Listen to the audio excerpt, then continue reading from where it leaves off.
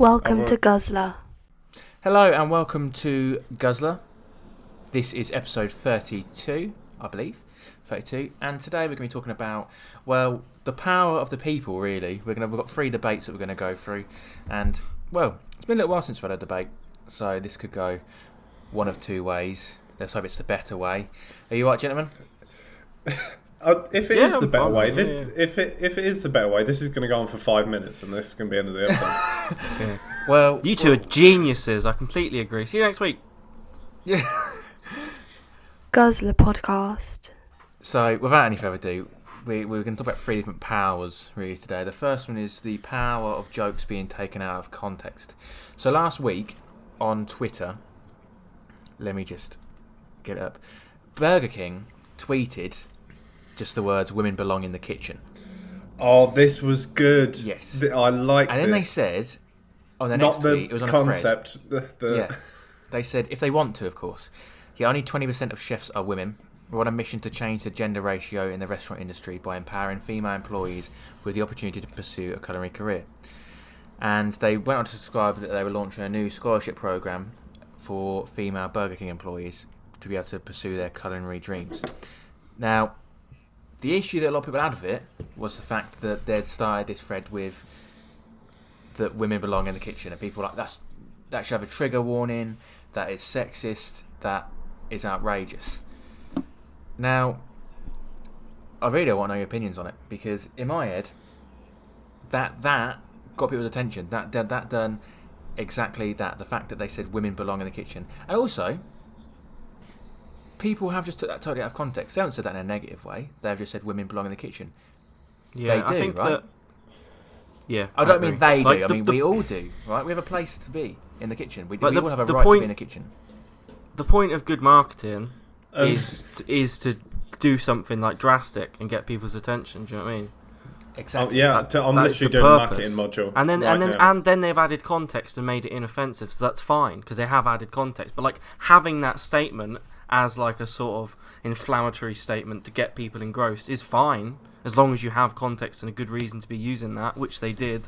I don't know what the issue is. No, I 100% agree. If they just tweeted that, it's a different discussion. Don't get me wrong, but like. But again, if they just tweeted that, we are again taking that out of context because like.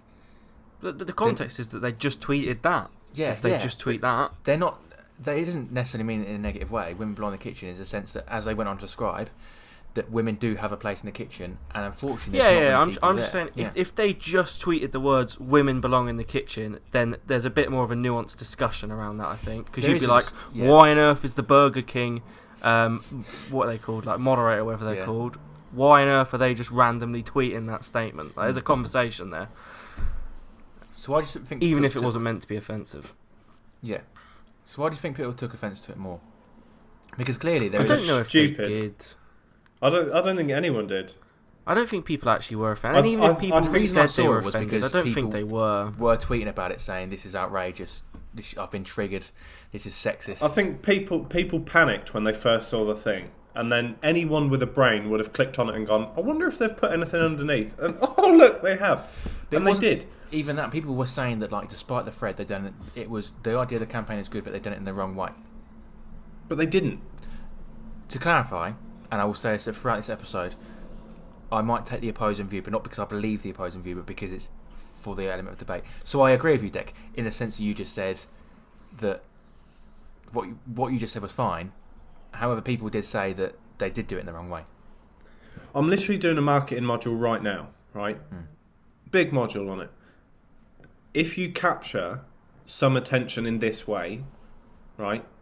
Great, because either way you're going to get sales. In this situation, any press is good press. I would like to clarify, this is even better press. That this isn't a massively extreme example, but like it's not all. You do need the recontextualization in this. Like you can't just tweet the most insulting thing ever and then underneath it be like, check out my business, please. Like, but they didn't. This sentence had context. Yeah, it's the contextualization. They spun it in the right way. Yeah, exactly. I agree with you 100%. I was just adding that on to the end so people don't think that we think good marketing is just being like all Jews should die. Controversial. Please buy my book. Do you know what I mean? Like that's bad. Well, if your book was Mein Kampf, that would be quite good.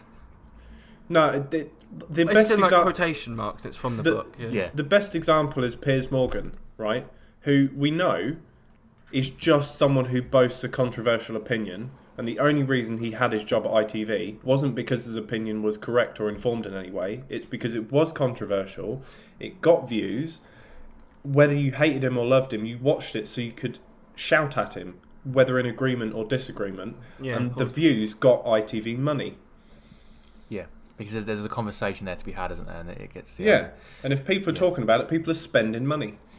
I think there's I think there's a slight difference between that and like a company like Burger King just straight out saying something like inflammatory and because that's like directly the company's image, whereas like ITV can kind of just be like, well, you know, that's Piers, that's his opinions, you know, we hire him, but that's him. In an advert, can you put anything as long as it is not insulting to a group of people? Right, so the best example I can give of what you're talking about is this, like last Christmas's, as in the Christmas just gone, the advert that Sainsbury's put out, and it was just BIPOC individuals, and all the white nationalists or Eurocentric men, I saw that. in the UK went mental. They were like, this isn't what Christmas is, this isn't representative of everyone, and it was just because the advert was only filled with BIPOC individuals. It wasn't insulting in any way. No. And the argument But there is people the fact took that it as an insult. Yeah, in most adverts, it is often just white people and white families, and those people view that as okay. And then when you get one which is the opposite, people think that it's outrageous. Okay, so what about if like in the old Lynx advert where that man is on the beach and he's like spraying himself and all these like women come out of the jungle and they're all like running towards him. In that advert, these are all incredibly skinny women, like big boobs, big bums, and then like it gets a close up and he's just like it's like fat, hairy man, and then they're all like oh and turn away. Now, could that advert come out today? That exact advert, could that come out now? And people be okay with it? It could come out, you are right, people would be okay with it. But people aren't okay with anything. People are not okay with anything. Did you see that advert that was that little girl leaning against a car eating a banana? Did you see that, Declan? No. And it got like pulled because people said it was too sexualised. It's literally a child eating a banana. Like, if you see that as sexual, you're the problem. Yeah. But that's like the... It's just a little girl eating a banana. That is it. It is literally just a child eating a piece of fruit. There's nothing sexual about it at all. That's like the thing in schools, though, isn't it? Where they've sent girls home for slightly short skirts that distract male teachers. And if it's distracting the teachers, they shouldn't be working in a school. I think the problem with that is that, like, you can send girls home for not wearing the correct uniform, but, like, why on earth are you saying it's because of the male teachers? Yeah, it just doesn't make any sense at all. Like, that should not be the problem with that. No. See, I agree with you there that I think it is fine to send girls home with short skirts, because I often think that it might be that they're distracting other students, which is often what happens when they leave home with the skirt at the right length, but then when they're in town, they'll roll it up so it's shorter, because that's often to attract attention of peers, but then they shouldn't then send them home because it distracts the teachers, because in that case, the teacher's the problem. Yeah, like there is a dress code thing, and there is dress code rules. That's fine, but yeah, it should be nothing to do with the male teachers at all. That should not be part of the conversation. Yeah, that advert. I don't know what that advert was for, but that was It was for a car, I think. Yeah, it was a car. That's why she was lent against the car. But I mean, it was a weird advert, and I don't know why you think selling a car is a good idea to have a kid eating a banana. But like, the advert was fine. There was nothing wrong with the advert at all. Right. So the next one is the power of cancel culture. Quite a popular thing now. People just have a hobby of just cancelling people. I think that's a thing. Dr. Seuss the other week, they got about 52 or 54 it's books. not his name. Stop saying Dr. Zeus. It's Dr. Seuss, not Zeus. Why? Zeus is a Greek god. Sorry, I didn't even realise I was saying that. Dr. Seuss. they took, I think it's like 52 or 54 books out of circulation because they had sort of like racist things in there. Really? Now, some of these things was like, it referred to a man who is eaten with chopsticks as saying the man who uses sticks to eat food and stuff like that. Like, instead of using the word chopsticks. Like, he is using sticks to eat food. That's a fact. Then that's fine. The thing I don't understand about this, culture. Right? Everyone says it's cancel culture, but culture didn't cancel it. The publishers of Dr. Seuss decided to take it out of publication. No one said this was wrong. Second, I don't think... Well, they did when they announced it. People were like, "Get rid of him." Like, we don't want him. Like, I don't want his books reading, like, given to our children. But second, he's literally written a famous book about racism. Oh, I thought you were going to say Cat in the Hat then. I really thought you were going to... It isn't Cat in the Hat. He wrote a fantasy book about racism, did I didn't know that. The Sneetches. I'm sure it's the Sneetches. The Sneetches. Yeah, but like... Yeah. Yeah, it is. Yeah, Sneetches and Other Stories. A black man shining someone's shoes and stuff like that. But the thing is that when Dr. Seuss wrote these books, it was a different time. But this is he didn't write these books in 2021, did he?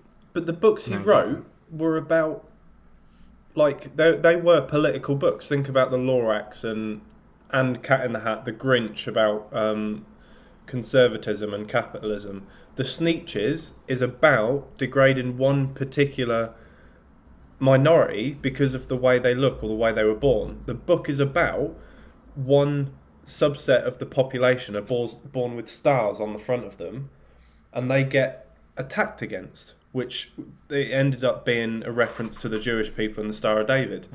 But the whole point is that he was trying to tell the reader that this is wrong. So there's also a lot that he's done that is exactly opposite of what this is saying that he has done. I don't know when Dr. Seuss wrote these books. Do you have any idea when he published these books, when he was about? It was sort of in between World War One and World War Two. It was around that era. Totally different time, wasn't it? Totally different time. The thing is, if he wrote those books now, we'd go, "Oh, hang on a minute, Seuss, mate.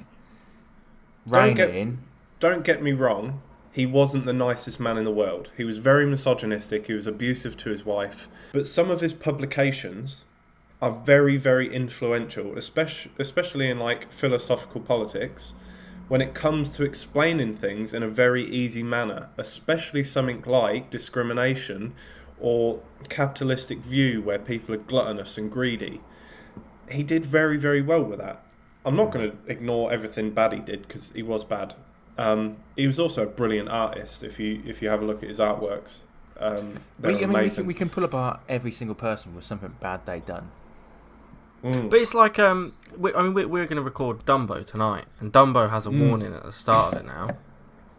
Yes. I don't really get why, to be honest with you. I didn't see anything wrong with it. We will talk about it in Dumbo, actually. I know why. I do know why. Idea. Yeah. I know why. It's because of the birds, and originally the bird was Jim Crow. I know why. Yeah. But, like, we'll talk about it in Dumbo, so check out Dumbo. But this is it. If you can it's things like that. If you can warn people before and say that we now know this is wrong, but this was a very influential piece of art, it's like the Winston Churchill thing, right? Because this is massive hot topic at the minute about the statues and the police protecting the statue more than they do the women. We know he was a horrific human being. He was evil, right? He has a place in history, but we keep refusing to learn about the bad that he actually did. Maybe we should just make it transparent, tell everyone this is wrong, we have to learn from this. But I agree, but we need to stop famous doing figure. These stupid, tokenistic, random actions, like tearing down a statue. Like, teaching about Winston Churchill's like an educational structural reform problem. It's not like a ripping down a statue in London problem. No, people just get massively angry over a topic and then forget about it after a month instead of actually demanding actual change within the education system. If you don't change schools, nothing's going to matter. Nothing. You can put a warning at the start of all the Disney films you want. It has to be in schools. And like, children can't read that warning at the start of Dumbo. Children can't read that warning at the start of that Disney film. Adults can, and adults should have already been educated. So what's the point of putting it there? It serves literally no purpose. Kids will watch Dumbo, and even if they can read that, we'll get to the end of the film and go, "What bit of that was?" What bit of that was a problem? Yeah. I just don't. I think we're going about everything the wrong way, and people's hearts are in the right place. That's why I feel bad being angry about it, because I think people do care about the right things. They just care for the wrong reasons, and they're not enacting things in the right way. But this is the thing, because you got to take the statue as an example, just for the relevance that it has in the current climate. As long as we know what he did, the only thing that people hate about it is because he's held in such high regard. They're literally protecting a statue more than they're protecting the people that are still alive. And that's what people are angry about.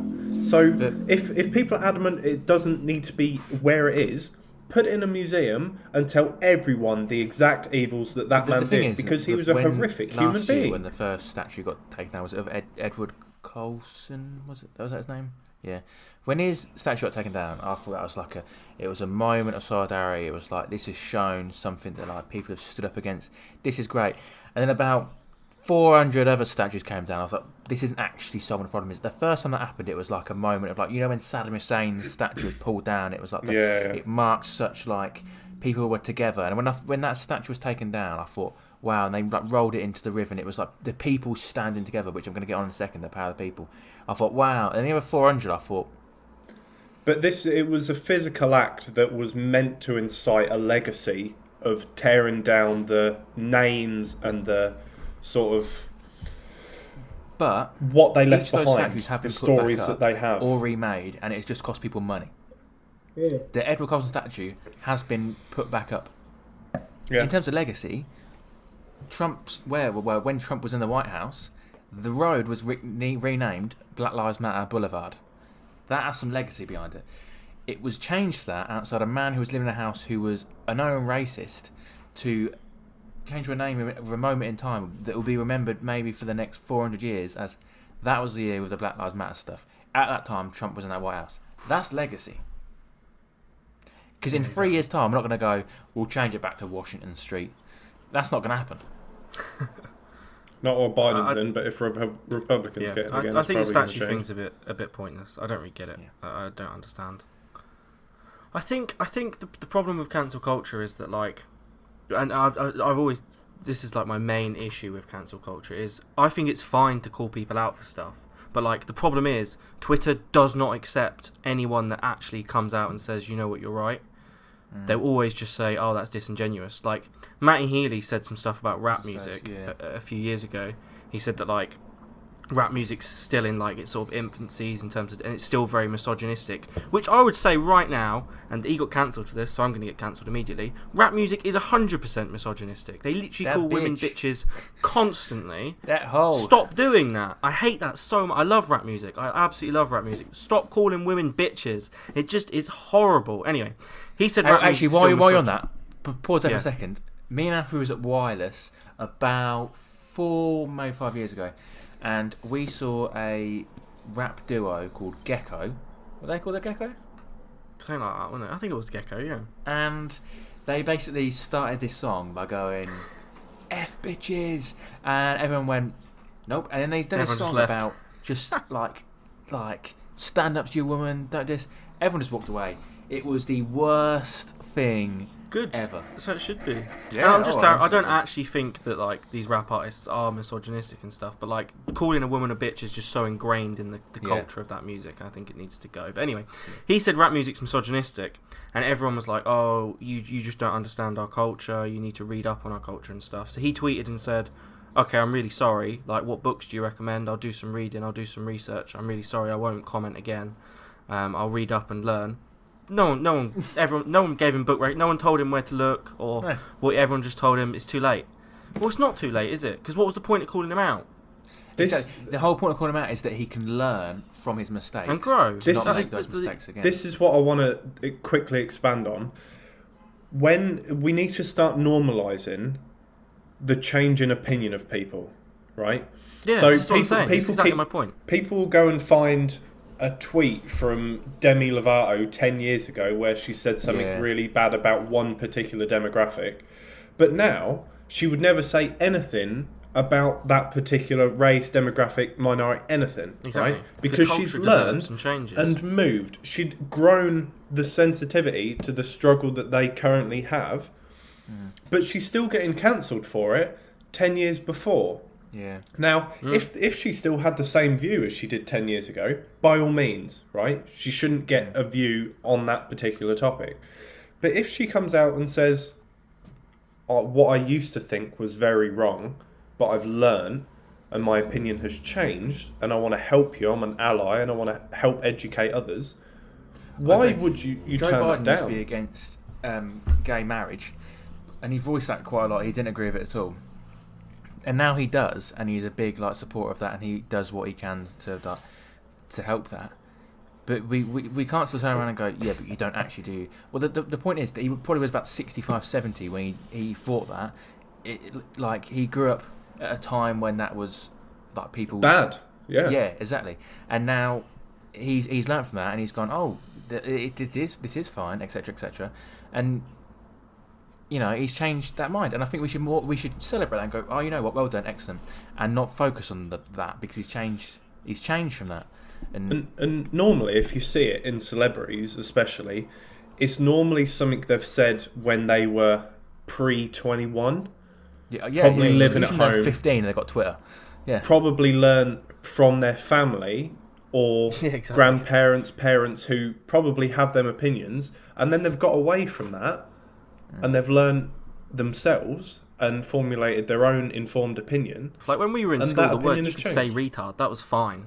Yeah. Do you know what I mean? It was still edgy or whatever, but it wasn't now it's you absolutely cannot say that, which I'm fine with. I agree. I never used that word. I didn't like using it just then, but when we were in school, that was fine. It was all over TV. School, it was everywhere. You would just call someone, "Oh, you retard." When now you would not say that. Yeah, you would never do that.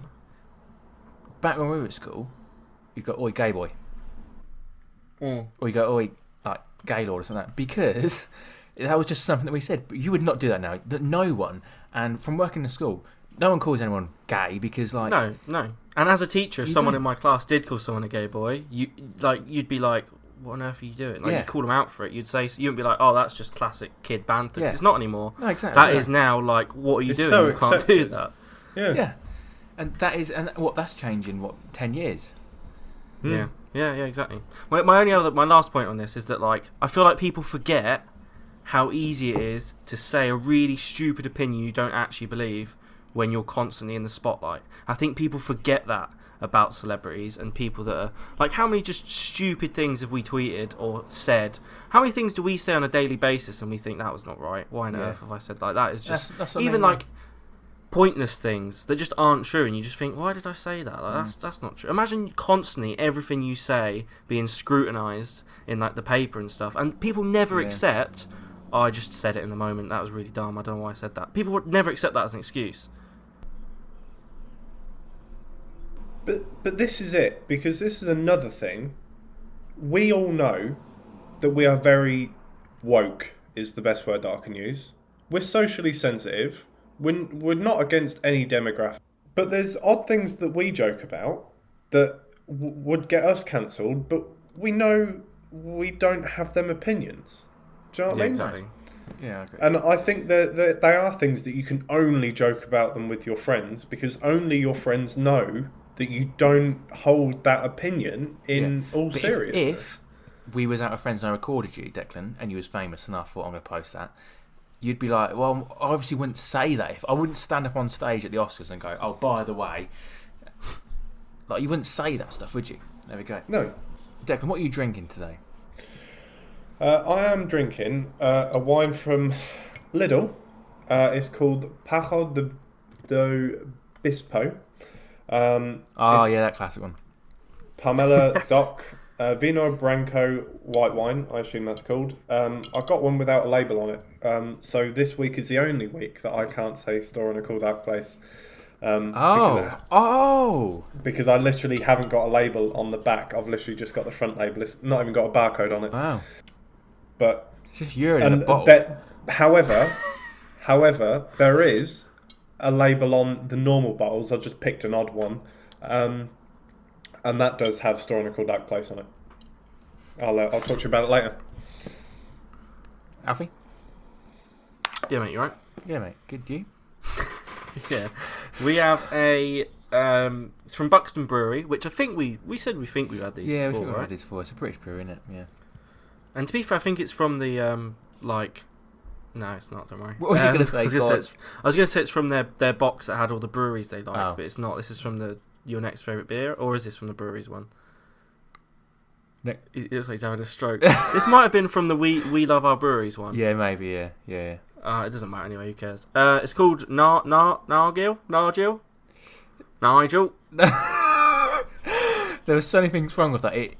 To clarify, it's called, Nargil. It's not Nargil. Or Nigel. But I didn't realise how much I stutter until we started recording the podcast and I have to edit it. And I just see all these bumps and it's just me saying one letter repeatedly.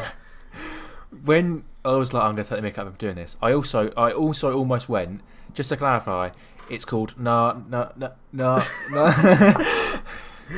It's a coconut pastry stout, and it's 6%. I thought this can, I don't know what is on this can, but they look like conkers. Yeah, what is on this can? I don't know. It's a weird can. Really weird can. There we go. That ain't what coconuts look like. I don't know. I'll be honest with you. I don't know. Yeah, it's like little brown grapes. Coconuts. Right, we'll talk about all that. I assume it's like rabbit pellets. You assume. Great assumption there. Yeah. Pellets of feces. Nargil must mean rabbit pellets.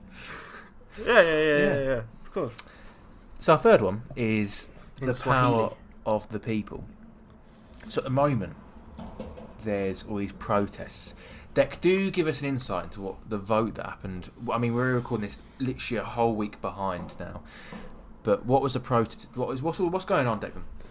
Right. So there's on Monday, following all of the travesty and the turmoil that surrounded the Sarah Everard case, Preeti Patel, the Nazi that she is, decided that she would put forward a bill, the Policing, Sentencing, Crime and Justice Bill or something like that, something along those lines, that would put tougher sentences on severe crimes like sexual offences or murder and stuff like that. Because right now the minimum sentence for rape is only 5 years.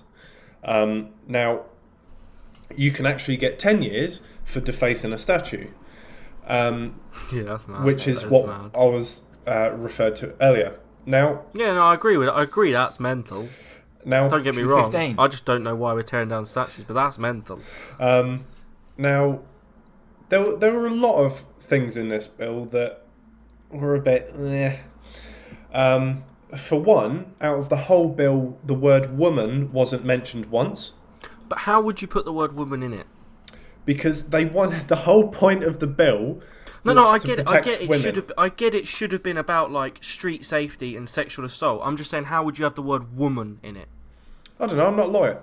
No, but I just sort of saw all those tweets and I just thought it was weird because I was like, what sentence are you having that has woman in it? My thing with that is that, and I don't want to sound like an arsehole here, but the idea of equality and the equal sentences, I don't know how a woman could come into that. Because if you were like, if a woman gets raped, then the person should have this many sentences. But if it's a man that gets raped, it should be the same. The same, yeah. That's why I don't know whether. But I agree. The focus was. Everyone agreed. The focus of this bill was just completely wrong. But it was even in the summary of the bill itself, not even in the law, the word woman wasn't mentioned either. That's why everyone was a bit like, hang on. But the thing that everyone is kicking off about is how it affects protests and freedom of speech. Of course, the right wing and our Conservative government is on the right. For years, have argued with the liberal left and said that they deserve their opinion to be voiced. However, in this bill, it gives Priti Patel the freedom or the opportunity to decide whether a protest can go ahead or not. Now, exactly. Going further than that, if a protest goes ahead, she didn't define to what extent a protest can be peaceful, and furthermore, for it to be stopped. Now, the way she worded it in the bill itself was very vague, and she said if it causes any noise or annoyance, and literally the word annoyance was in the bill, police can use whichever force they deem necessary to stop it. Now, that's the main issue. There's no actual definable metrics for any of this stuff. It is just in the power of like the totalitarian government. They can just decide whatever they want. Yes. Literally anything. But the main issue is the fact that the whole point of a protest is to be an annoyance. So she's basically trying to take the freedom of speech away from the liberal left that keep pressuring the government to make actual positive change. And that means if we had a peaceful protest, and I mean an actually peaceful protest, because the peaceful protest, in quotation marks, which happened over the weekend, where just some yobbos in hoodies turned up because they wanted to fight, that's not peaceful protest. I mean, a peaceful protest, like we did at some points last year around different cities with the Black Lives Matter stuff, where they sat 2 meters apart and they sat there as a protest, for example. A peaceful protest. If we'd done one of them towards our government, that would get shut down, because like Priti Patel and them would go, you can't do that because our government, you can't. It's causing an annoyance. Yeah, but yeah, we are. It's a peaceful protest, so why shouldn't that be allowed? Yeah, but the argument they kept having in Parliament, that they kept saying if it is peaceful, we won't stop it, right? But you can't really get a peaceful... By peaceful, they're trying to define peaceful as everyone stands on either side of the road so cars can get through. They don't make any noise. They just stand. They can't do anything. They're trying to find it doesn't bother them, which defeats the point. Exactly. It's meant to bother the government. I can't believe that quote I sent you guys yesterday is genuinely the worst quote have you got the quote? Believe. Yes. Yeah, alright. And I can't believe how mental... genuinely this broke my brain. So Conservative MP, David... I don't care about his... Screw that guy. Some MP. He's a knobhead. He said, "My office looks onto Parliament Square, and I've long complained about the endless demonstrations which take place on this very busy route." They're protesting you. You can't be like, oh, they're really annoying me outside. They're so loud, man. They want you to listen. That's the whole point of the protest. I don't understand what is happening. How can he genuinely sit there and say that straight-faced, that the noise outside keeps bothering him while he's trying to work? They're trying to get your attention. That is the whole point of it. He then said it's absolutely ridiculous. It's very difficult to work because of the noise, with drums, horns and loudspeakers. Policing these so-called events, I mean, they literally are events, costs a huge amount of money, and Parliament being the seat of democracy, our work should not be disrupted. No! That is democracy, you mug. Democracy can't be ruined by people's fundamental right to protest. That literally is a contradiction. That cannot happen. This democracy cannot be ruined by people protesting because they have the right to protest. That is the dumbest statement I've ever seen anyone give, ever. Just flat out. I was in London a couple of years ago and I saw these people walking, and it was for a charity, I can't remember what it's called, Walk for Freedom I think it was, and there was thousands of these people walking and around like Parliament Square and London Bridge and stuff like that. Not London Bridge, one of the Westminster Bridge, and the thousands of these, and they were handing out these leaflets and stuff. They weren't making... they were making noise, but they weren't being excessive. They were walking in the road and stuff like that, but they weren't being arseholes about it. They were giving out leaflets and they were being nice about it, and they were chatting to people. Oh, that was so nice to see, because that was such a democratic thing where people, no matter who you vote for, whether you are left, whether you are right, whether you are gay, whether you're straight, black, white, whatever, they were as one, and they were in solidarity with each other. And that is democracy. That is a part of democracy that brings people together. And I always think that as well, when slightly off, but when you go to concerts and festivals and things like that, no matter who you are, what you support, it doesn't really matter. When you are at that one concert, when you were singing those words, you were all there for that one reason, that you were supporting that band or singer, and you are all there together as one.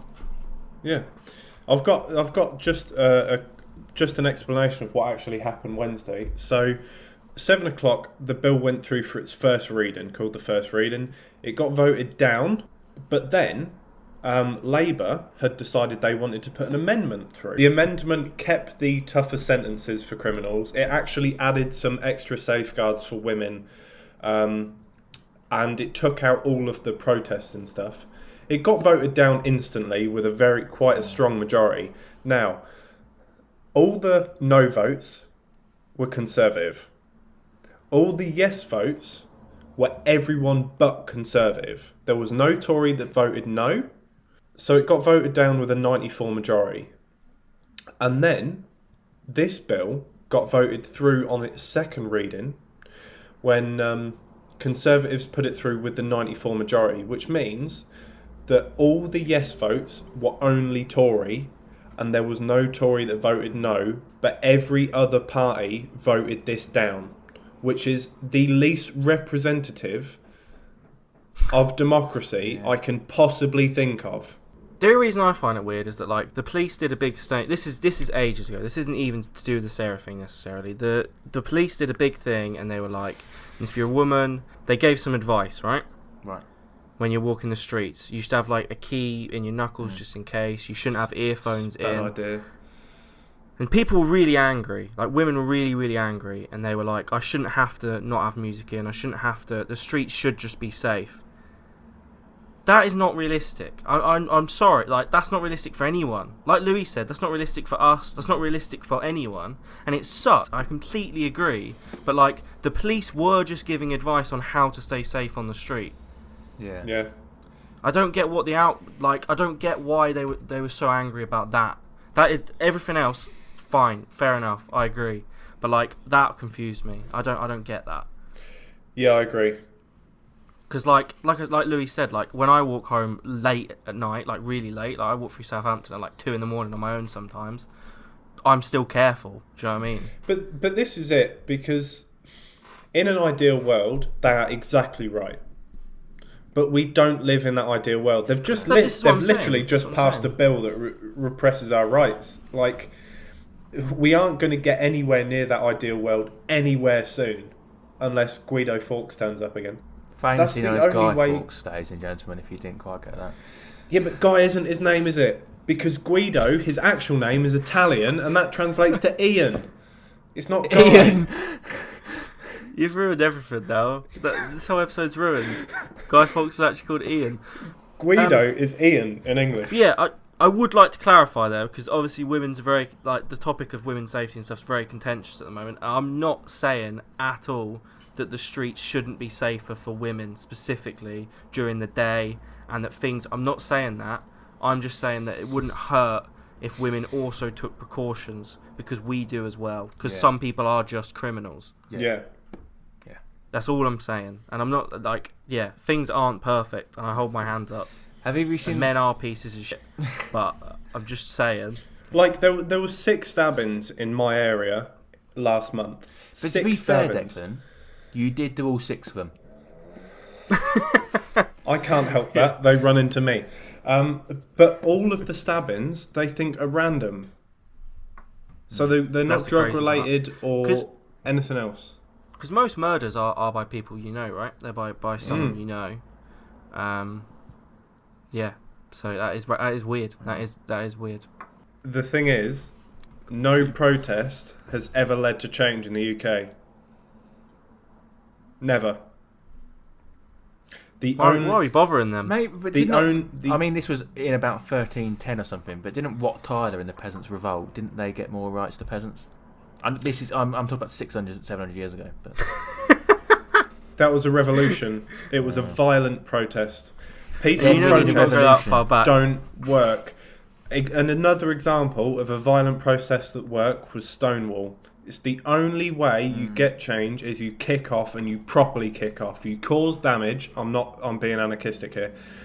You cause damage and you force your opinion down their throats, because just shouting it leads to pricks like Alfie was talking about. He goes, oh, it's a bit loud. No. I want to be in your face. I'm going to scream in my opinion in your face until you learn what the right thing to do is. How was your wine, Declan? I'll tell you what, it was really nice. It's 90 rated from Lidl. I think it cost me £5. What's the rating thing again? I ask every episode. Is that how good it is out of 90? No, out of 10. 100. They just always gassing themselves up. It's out of 10. Just like, 90, mate. It's out of 100, and I think it starts at 70 or 80, and it goes up. Some things are unrated, so it's I out don't of touch 3 them. then, really? Yeah. Okay. If it's out of 90, it's out of 100, but it starts at 70. 60. Basically, it goes from 0 to 3. Yeah. But yeah, Gassing it's themselves rated up. 90. It's alright. I think it cost me $6.99, $5.99. Listen. Who's rating these? Sommeliers. Right. Why Lidl can just put what they want on their wine, right? Because it's their rating. No, Why are they giving anything It's less the than- sommeliers rating. Yeah, but Who's that? if a sommelier was like, 20, they'd go, nah, we'll find one that says it's 80. Lidl can just ignore it. I found this out. This is a fun fact about wine reviewing. The sommelier, to become a professional sommelier and a master one, I'm going to stop saying the word. To become a master one of them is actually the hardest exam in the world. I don't know. No, it is. I don't know. The amount Alfie, of people that it is. there's You ever seen Year 6 Sats, bruv? out of all the exams that people take, this has failed more than anything else in the world. Yes, because they're, Does that they're make it the drunk. hardest exam ever, though? Because they're drunk. That's why they can't complete the exam. Yeah. But like, I could now set a master's level exam to my year 10s. That doesn't make it, and they'd all fail. That doesn't make it the hardest exam of all time, does it? No, but this exam is because they have 100 questions of 100 glasses of wine they've got to test. And by the time they get past number 11, they're like, eh. You know why it's the hardest exam? Because wine tasting isn't a real thing. Yeah. Genuinely, there's studies into wine tasting, and it's not a real thing. No one can actually tell the difference between expensive and cheap wine. They've done loads of studies into it. They definitely can. It's a myth. It's not a real. So basically, the reason the exam's so hard to pass is because everyone's bloody guessing. Yeah. But and sometimes people pass, and sometimes they don't. But this is it, because sommelier, they review wine based on their tastes. yeah, of course. They exactly. can differentiate between actual tastes, like I know if this is a bergamot or an orange, but it's all their opinion whether it's good or not. Yeah, of course. I like very dry wines, like a martini, but I know people that hate it. So, while on about beer tasting, I don't think, Alfie, these people who tasted this beer, I don't think they know what a coconut pastry is. It tasted like Did it? coconut. Weren't very macaroon-like to me. We had a not macaroon flavour. We had a really nice coconut one in. Well, I had it in the caravan. You were ill, but we had a really nice coconut. We did. One That was once really before. coconut. This doesn't taste like a. And that was really. I would argue nice. a macaroon is a coconut pastry, and this don't taste like a coconut pastry. Yeah, I guess so. But I thought it tasted I think coconut. I thought it was fine. To clarify, it sounds like It I was hate okay. it. It was a fine stout. It was alright. Yeah. It was alright.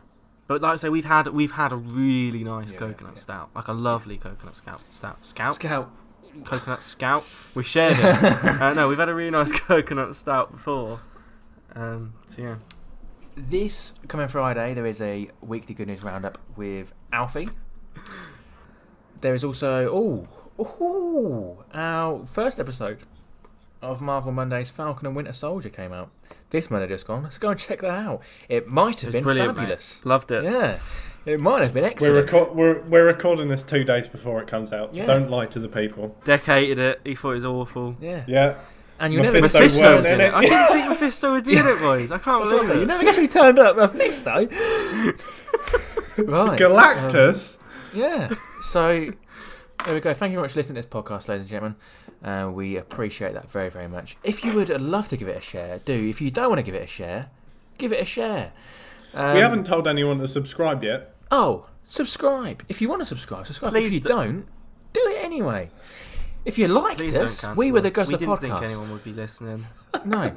If you'd liked us, Honestly, I only believe about a third of what I've said in this video. Please don't cancel me.